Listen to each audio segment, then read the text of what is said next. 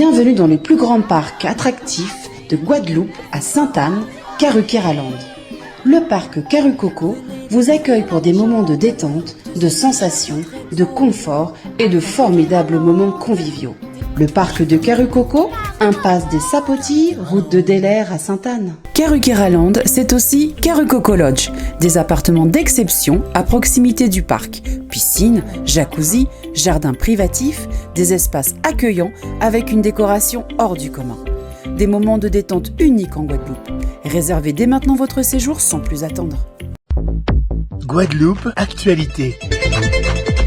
Et beaucoup ont du mal à digérer la nouvelle augmentation du prix des carburants, à commencer par les marins pêcheurs ou des gens lambda comme moi-même, tiens. Avec 13 centimes d'augmentation, les professionnels de la mer n'en peuvent plus et disent stop. Ils ont bloqué l'accès au chenal du port ce matin. Regardez. Plus en mobilisation à ces camarades-là, parce qu'en fait nous prenons une augmentation en carburant là, plus de 13 centimes et actuellement nous pas du tout rentable en réalité, nous totalement à perte. Et ça n'est pas tenable en réalité, donc c'est ça qui est arrivé. Et en plus, nous te mettons en place des groupes de travail qui peuvent faire ce rôle-là, nous pas faire les réunions comme ça a été prévu. Donc je dis là, mobilisation, il n'y a pas de chaîne parole à yo, et nous toujours tiennent parole en nous. Et je dis là, ça n'est pas tenable, il faut chacun prendre responsabilité. Nous comprenons nous, c'est vrai que ça peut faire perturbation, mais je dis là, si c'est pour amortir tout ça nous dit comme dépenses, frais, augmentation, et augmentation en carburant là, il faudrait nous passer à 20 € le kilo qui a poisson là. Il n'y a pas qu'à penser que je dis jour, la population a la capacité à payer 1 kilo poisson 20 €. Donc c'est ça problématique là, c'est-à-dire que je dis jour nous coincés. Ça marchait pendant 6 mois. Et là, regardez, 6 mois après, nous reprendre 30 centimes encore. Et je regardez, nous avons même dépassé tous les seuils que nous tenions l'année passée. Donc, je dis, les débitants que nous tiennent, nous absorber, mais là, ça pas tenable encore. Même pas. En 5 mois, on prend 30 centimes là. Donc, finalement, nous sommes devenus dans la même situation que l'année passée, encore plus mauvais. Parce qu'à côté de ça, on a une inflation sur tous les produits qu'on va utiliser à la pêche, pièces à motel là, code là, tout bitin. On a des produits qui doublent, donc en fait, on ne peut pas en sortir. Pas ni pour filtre, comme on ne peut pas passer ni à gauche, ni à droite, ni en mi-temps. On besoin de passer essentiel, sinon on va arrêter à terre. Ouais, il fait ma chariot, il reparti. Pas monde pas qu'à passer, pas monde pas qu'à passer. Donc, pas essayer quoi. Quand on veut dire dans ça, ni pêcher bloqué aussi. En 600 entreprises de pêche, en 1200 marins, et sans compter tous les emplois que ça a généré. Quand on fait de yo. Est-ce que nous pouvons mettre ça dans la balance aussi? Ça, c'est un coup d'éclair qui a fait Marie-Galante là, mais là, au quotidien, quoi fait de ces moulins ça? Quoi fait quoi de yo? Est-ce que quand vous sortez Marie-Galante, vous pouvez venir acheter poisson à 20 € le kilo mardi pour même? Si vous dites que vous avez fait, nous allons laisser passer. Tout le monde a engagé, vous avez fait. Malheureusement, nous savons bien que. Après, c'est une problématique de fond, quoi. Chacun qui a fait habiter à yo, à façon à yo. On va comprendre l'amusement là aussi, c'est très important. Mais je dis jour, nous pas dans la capacité à nourrir nous-mêmes. Et on est des gens qui ont des investissements conséquents. Et après ça, si vous regardez ces barrages-là, c'est un qui jeune bouc qui là. Pas ni vieux corps, c'est-à-dire, vous voyez qu'il y a une nouvelle génération qui a mis en place. Et à chaque fois, nous avons dit que les jeunes ne peuvent pas faire rien. Donc pour une fois, on est dans des filières, une petite génération qui a essayé d'installer. Il faut nous encourager, il ne faut pas nous tuer. Parce que si vous regardez tout le schéma, quasiment tout là, si vous n'avez pas une aide familiale, il ne peut pas conserver le métier. Donc, nous avons une vraie problématique de fond et ça, il faut nous résoudre. Parce que si vous n'avez pas ni boire et manger dans le pays, vous passez en pays.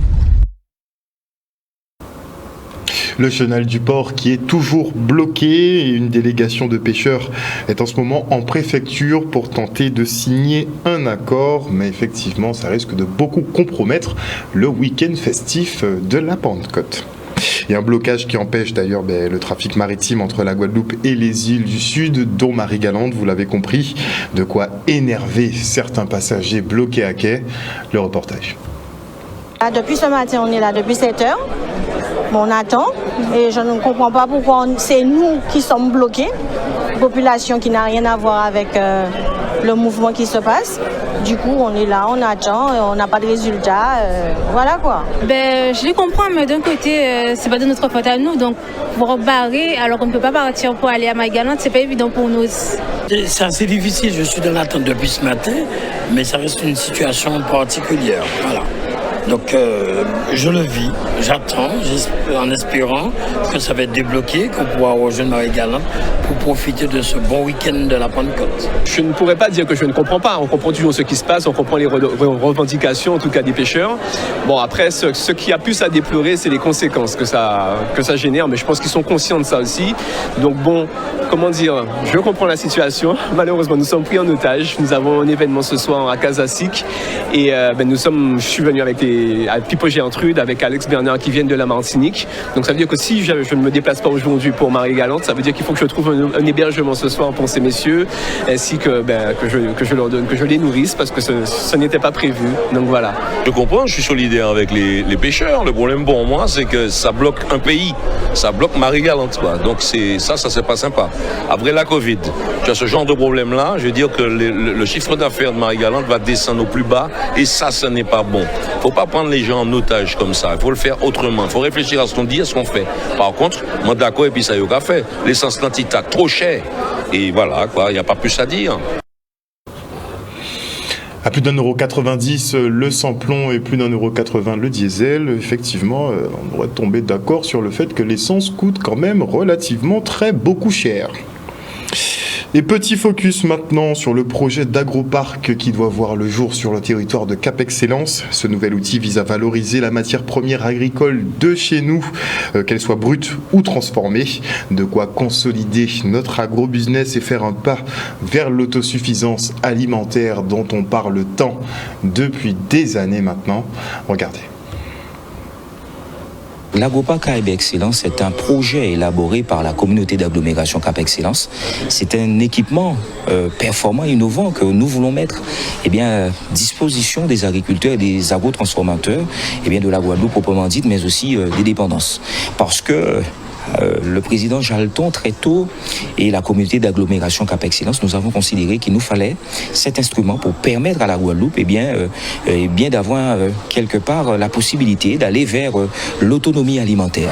C'est un instrument qui nous permettra d'envisager plus sereinement l'organisation des filières, l'utilisation des matières premières que nous avons ici sur notre territoire et de créer quelque part à partir de la transformation de ces matières premières des produits qui pourront alimenter notre population. Voilà l'objectif de l'agroparc Caraïbes Excellence et par la suite, bien évidemment, de rayonner également au niveau de la Caraïbe. Les journées de l'agrobusiness, ce sont des journées qui sont consacrées au secteur de l'agrotransformation et de l'agriculture.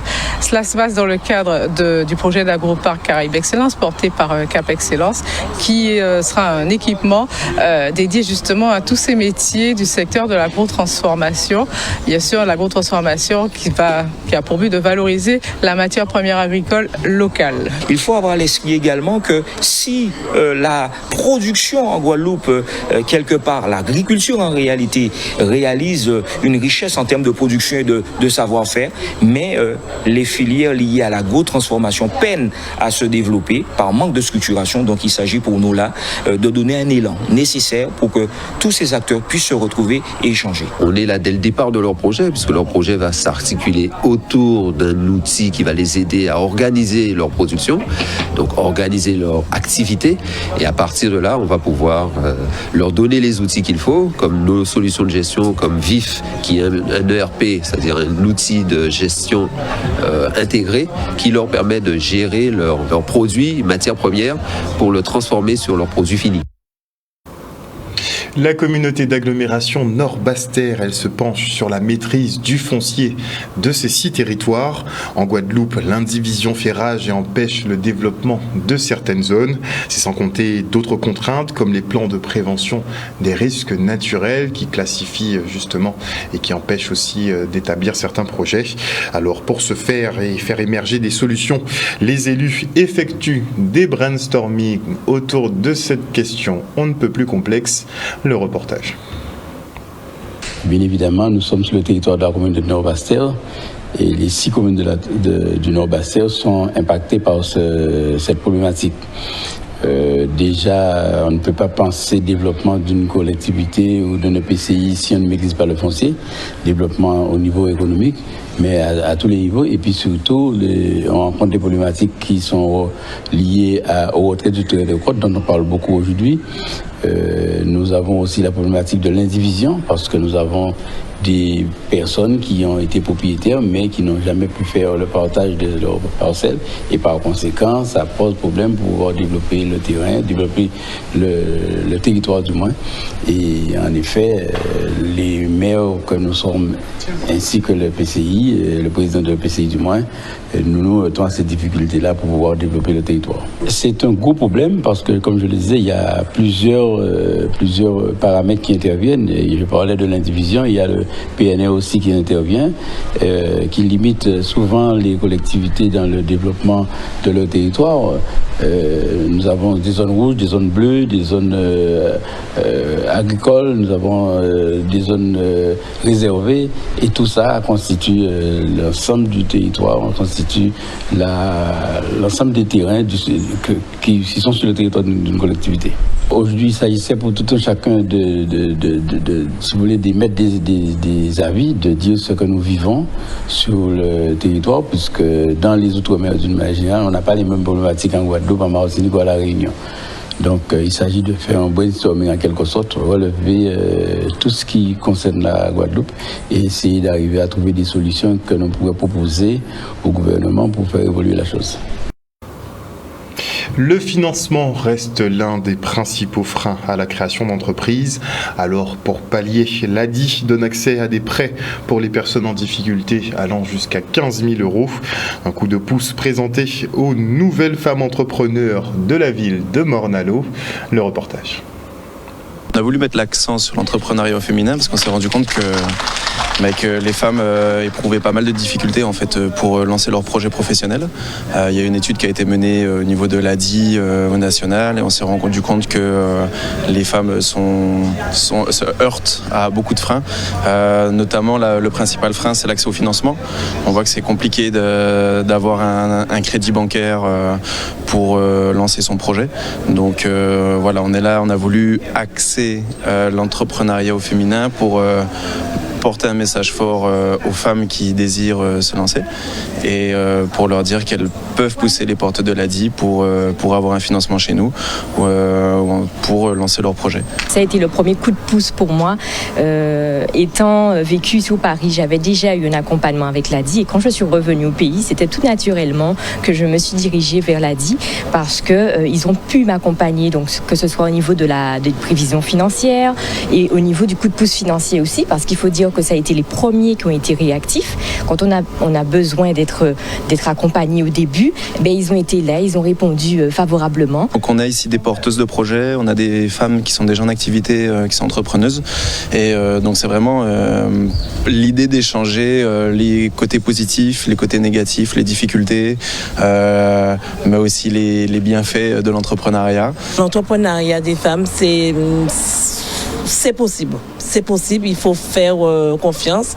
Et nous, on est là en tant que déjà en création pour pouvoir aider, pour pouvoir faire un partage. Je leur ai parlé du temps.